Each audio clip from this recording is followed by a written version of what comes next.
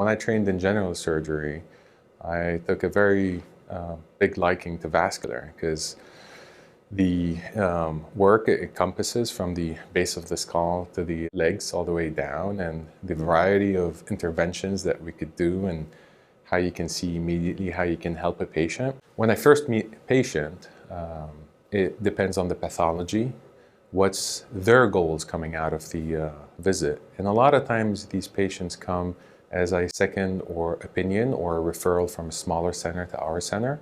And so they have a lot of questions. So I usually try and go over what the options are and try and give them some time to absorb that information and see what their goals for that visit is, and then plan accordingly.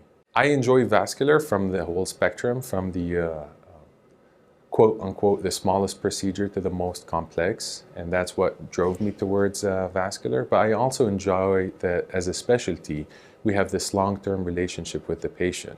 It never ends at a procedure or a clinic visit. I'd say the vast majority of my patients I end up seeing at least once on an annual basis. Vascular disease is, I like to describe it as a chronic illness, and it continues with the patient, and so it needs long-term follow-up.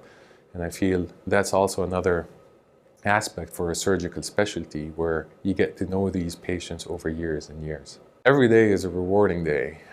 I'd say, showing up to work happy because we can immediately help a patient out in need.